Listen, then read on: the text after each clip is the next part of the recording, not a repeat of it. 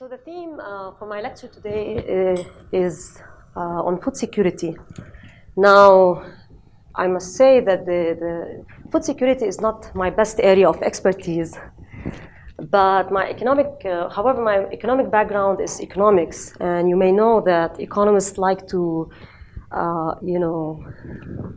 search in numbers and figures and calculate trends.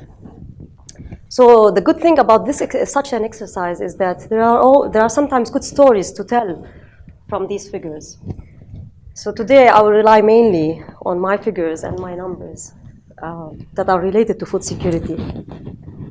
So the title is From Rural Life to the Souq. Souq means market, and it refers to the history of developing states when they started their transformation starting in the mid-20th century from an agrarian-based economic structure to a services and financial economic structure. And what we are concerned about is the implications of such transformation on the food security issue. So the outline of my presentation will be as follows. Food security in the Arab region, and to make the lecture or the discussion more exciting, I will try to link it to the Arab uprisings in 2011 that kicked off in 2011. So in order to do so, I will have to cover the social and economic reasons behind the uprisings, under which falls the agrarian roots of the uprisings. And finally, I would illustrate by using examples from case studies, Egypt and Syria. And recently, I've worked on Oman, so I would also like to share my main findings on Oman.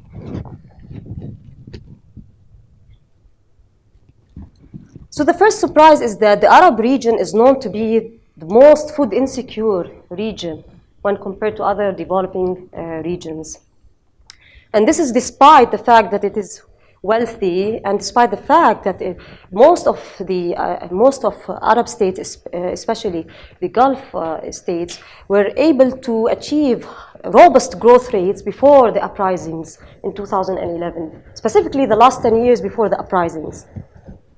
So despite of this, still the region is known to be highly food import dependent, and because it's a food dependent region, then it is also known to be the largest importer of food in the world, especially in cereals and in grains.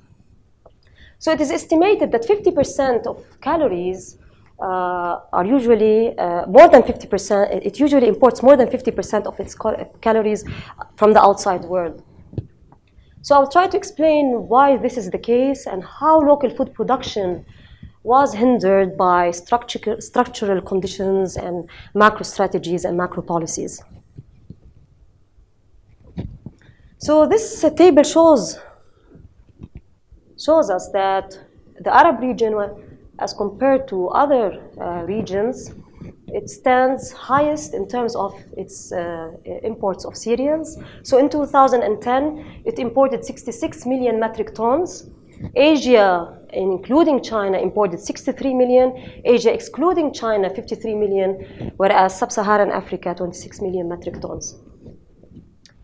Now, the second surprise is that if we dig into individual states, the Gulf states turn out to be also the largest importers of cereals, and this is despite of their oil wealth, right? So you find Saudi Arabia, Kuwait, Qatar, all stand among the world's top 20 per capita cereal importer.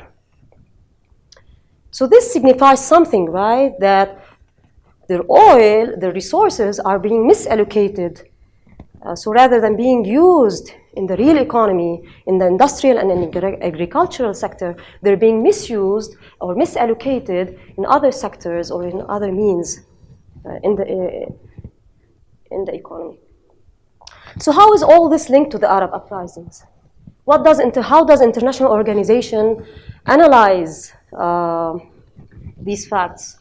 So, for instance, the International Food Policy Research when it analyzes the food security question, within the context of the Arab Spring, it relates it directly to the global food crisis of 2007, 2008, and 2010 and 2011. So now you might ask me, what are the causes of the global food crisis? And actually, this is a controversial question. And social scientists, they argue that there are demand side and supply side reasons that explain the international crisis during these years. So the demand side reasons can be explained by, rising population growth rates in China, India, and the Gulf states. And there is rising demand from the emerging economies. Supply side reasons can range from lower production in food, lower food production, lower productivity, export ban on food. And one important reason that must not be missed is the financialization of food commodities in the financial markets.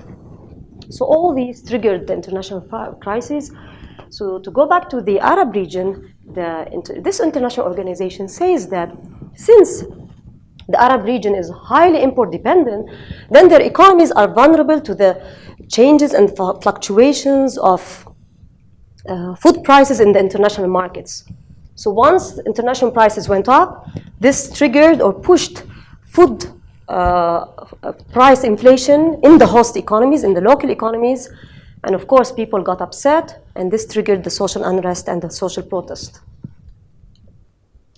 So this, I would like to share with you this quote from one of their publications. They say the effects of high and volatile food prices are particularly harmful for countries with high net imports because these countries purchase a large share of their food requirements on global food markets. Price increases and price volatility transmit faster and more directly to the national level. Make sense?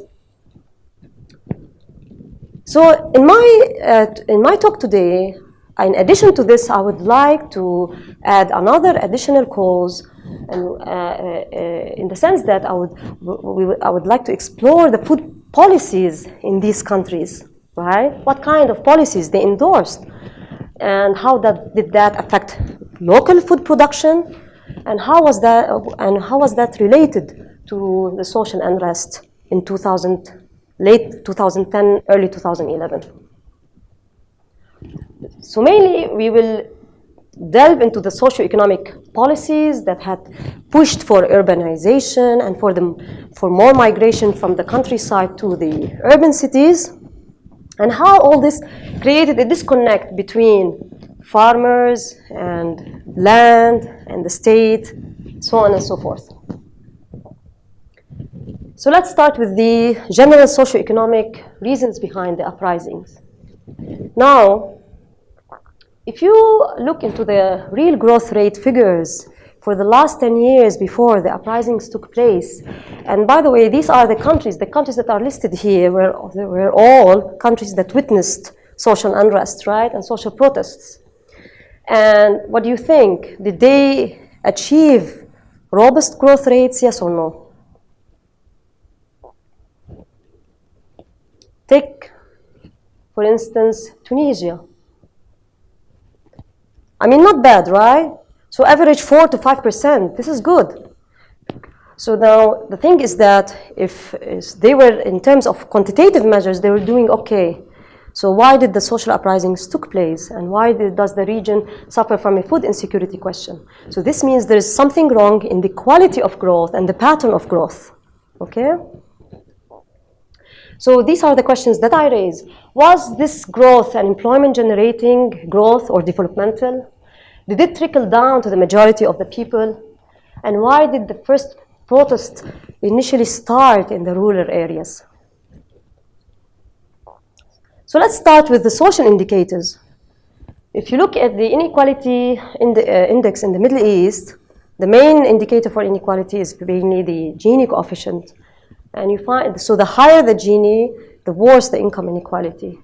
And these are the countries from 2003 to 2012. You can see how badly they were doing in terms of income inequality. Unemployment. The Arab region also stands highest, achieved the highest unemployment rate as compared to other developing regions. So let's take, for instance, Southeast Asia. It had 4.7. These figures are for 2010, whereas the Arab region achieved 14%. And by the way, this 14%, it conceals gender disparity, it conceals those who are working in the informal sector, and it also doesn't take into consideration youth unemployment, which I will show in the next slides. So you can see how devastating, right, the social conditions were over there. So here comes the youth unemployment, again, in the economies that witnessed the uprisings.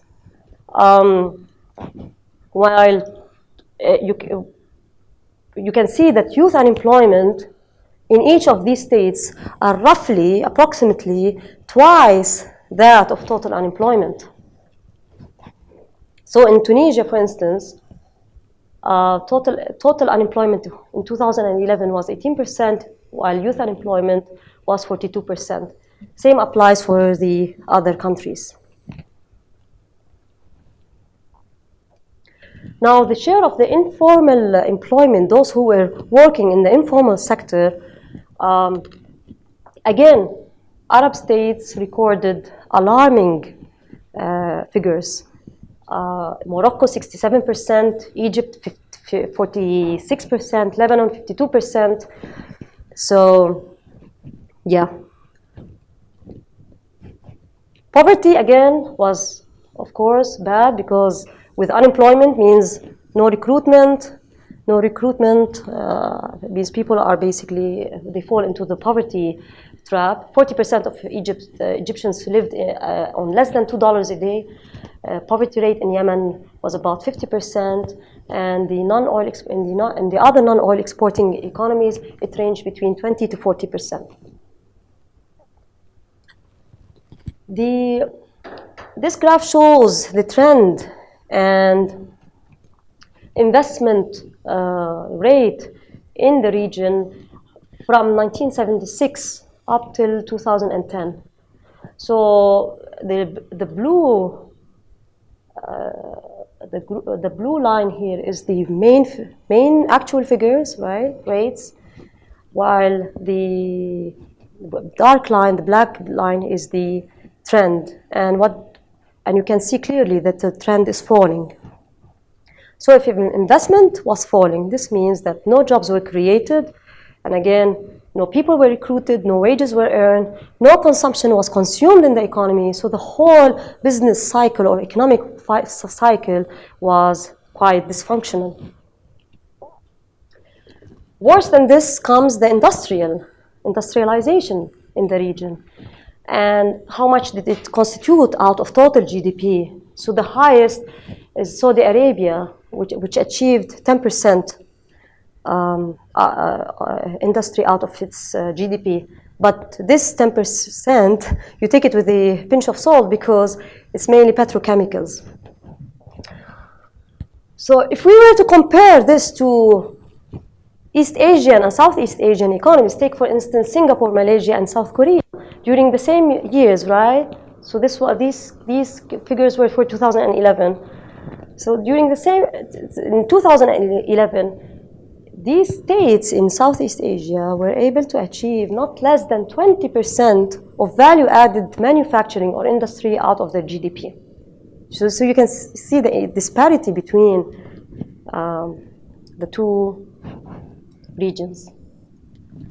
So the results is that economic growth was not employment generating, and social and economic hardships were worsened, and it wasn't inclusive, and worse than that the trickle-down effect barely took place in these states, and this explains the social unrest.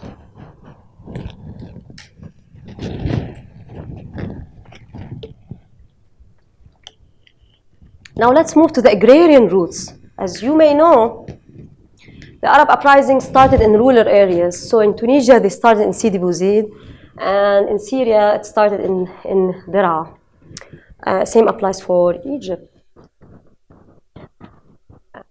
So the question that I told you focus on is the food policies. What kind of food policies these states endorsed in that period? So the scientists say that food policies are actually part of the whole macroeconomic strategies. And the socioeconomic policies in the Arab region during that time, starting in the late 80s, endorsed the neoliberal agenda, which aims at reducing the role of the public sector and increasing the role of the private sector, and liberalizing trade, capital, and investment.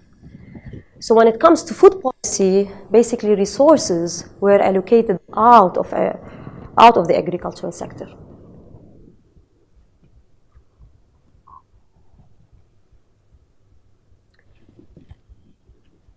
On top of this, prices were liberalized. So when price caps were lifted by the state, the cost of production in the agricultural sector increased, and that made it difficult for farmers to sustain their production. Subsidies were lifted, ranging from fertilizers, pesticides. All this were lifted because the government wanted to cut down from its expenditure following fiscal consolidation, the rationale of fiscal consolidation. Land was privatized. Loans at concessional rates that were given out for the farmers were also removed. So all these measures, you can see and analyze how they had negative implications on food production in the countries of the region. So in terms of government expenditure in the agricultural sector, as percentage of total budget expenditure, this rate also dropped. So in Egypt, it dropped to 3%. In Tunisia, it dropped to 6%. In Syria, to 5.6%. In the old good days of Syria, I mean, going back to the 60s and the 70s, its five-year plan made sure to allocate not less than 20% of public investment to the agricultural sector. But all this changed, right? In Yemen, the funny story is that agriculture makes up more than 20% of its GDP, and yet Yemen spent only 1%, barely 1% on agriculture. All this drove the states to rely on food imports and become food dependent and rely on external markets. And this, and as you all know, Yemen is facing the worst humanitarian crisis in history, and part of it can be explained because of the high level of its food insecurity. Now, the story of Egypt is as follows. After it started pursuing privatization of land in the early 1990s, it endorsed law number 96 in 1992, and land was privatized, and it's estimated that 1 to 5 million people were migrated from the countryside to the urban cities. And worse than that, when the price was liberalized, land rents went up, and farmers could not afford to rent land, and it's estimated that in some places the land prices went up by 400%. So what happened to all these farmers? They ended up in urban slums and informal sector. In Syria, similarly, in the early 1990s, the government lifted its support and its guidance to the agricultural sector, and it allowed market forces to take control of it. And it also endorsed austerity measures, the ones I explained earlier. It lifted subsidies, it removed tax concessions, and it became very hard for farmers to pursue sufficient production And it was actually more convenient for them to sell the land and move to trading. And they started importing cheap food from outside. And this, of course, harmed local production inside. This figure shows the investment in agriculture inside Syria after the liberalization started to take place. So meaning that after the early 1990s, up till 2009, before the uprisings took place. And again, the trend line shows a severe drop or a severe decline, meaning that the state lifted all kind of support to the rural areas. So the reduced share of investment or capital formation in agriculture was coupled with the austerity measures that I mentioned, and this was all part and parcel of the overall market-friendly economic policies that were pursued in these states. The result of all this is that poverty in the rural areas, of course, skyrocketed. So in 2007, in Egypt, it reached 44%, in Syria, it reached 62%, and in Yemen, 80%. And this all has to do with overlooking the rural areas, right? So the social scientist Qadri states that trade openness treaties, dislocation laws, dispossessing farmers, and macro policies allocating resources away from agriculture uprooted the peasantry at large. And this exposed the security structure of these states to risks. So it's the erosion of state support to rural areas that led people to organize social protests. So you can see it's not only we cannot all blame it on the global food prices, but the point that I tried to make today is that also economic measures that were endorsed in these states were to be blamed as well. So the question that arises now is that, is there a way out of this food insecurity trap? And the answer to this is that states, they have to move away from the policy advice of international organizations such as the World Bank, IFPRI, and FAO, because these institutions advise them to lift protection out of the agricultural sector, and they advise them to focus only on macroeconomic stabilization, which is mainly fiscal consolidation, inflation targeting, focusing on reducing budget deficit, so on and so forth. And in terms of food policies, they have to rely and promote food production rather than depend on food imports.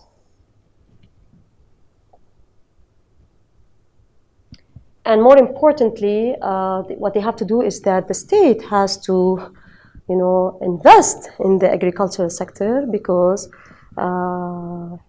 you can see that it was part of one of the reasons that triggered the uprisings in the rural sites in these countries. Actually, in 1981, Roger Owen, who is a well-known historian, did warn Arab states, and he told them that in one of his articles, he said that the agricultural sector forms the Achilles heel of most Arab countries, because the agricultural sectors in these countries employ more than 50% of its population. So he advised them that they need to follow the footsteps of Syria and Algeria at that time and to invest in the agricultural sector. Unfortunately, they missed this advice, and it's good to raise his point again to solve the issue, hopefully. So rural development should go hand in hand with investment in health and education.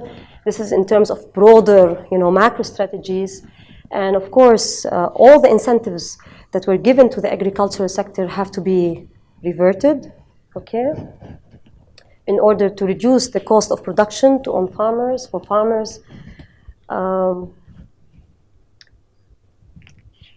Final thing, I promised you that I will talk about Oman. Oman, of course, did not witness any Arab uprising, right? It's a Gulf economy. It's like all Gulf oil producing and exporting countries. The hydrocarbon sector constitute a large portion of its GDP. However, if you look into the GDP by economic sector, what are the sectors that constitute the largest share? Of course, oil, right? The petrochemical. Second comes services, which is the last row. It doesn't fall below 44%. And now, look at agriculture and fishing. It's only 2%. So again, the argument is as follows. This oil-producing country, despite of its oil wealth, despite of its growth rate, good growth rates, level of growth rates, it suffers from high food insecurity, right? The Sultanate is aware of that, and they're trying to fix things, and to, in the sense that it wants to invest in its agricultural and fisheries sector. But the problem is that it suffers from fiscal constraints after mid-2014, following the fall or drop in the international oil prices. So at the moment, it's inviting foreign investment in order to help it with this effort. And recently, I'm not sure if you read, it was all over the news that China, with its ambitious Belt and Road initiative, BRI, has entered into Oman and wants to, invest into Oman. One place to invest in is Duqm. And Duqm is actually a port town that is situated, I'll show you here. This is Duqm. Is in the central eastern part of Oman. It's a port town, and it overlooks the Arabian Sea, and it overlooks the Indian Ocean as well as the Horn of Africa. It has a very strategic position. So now you'll ask me, what are the Chinese planning there? They're planning to transform it into an industrial hub. And in my research, I argue that actually Oman can invite Chinese investment to also invest in its agricultural sector, because after all, Duqm is a fishing village. It used to be a fishing village before the government planned to transform it into an industrial hub. And one way to do so is to invest in fishing ponds, to invest in agro-business activities such as sugar factories, mills, soya plants. And this, no doubt, will help the Sultanate of Oman to fortify its agricultural and fisheries sector, and to overcome the food dependency problem. And I think I'll end it here. Thank you.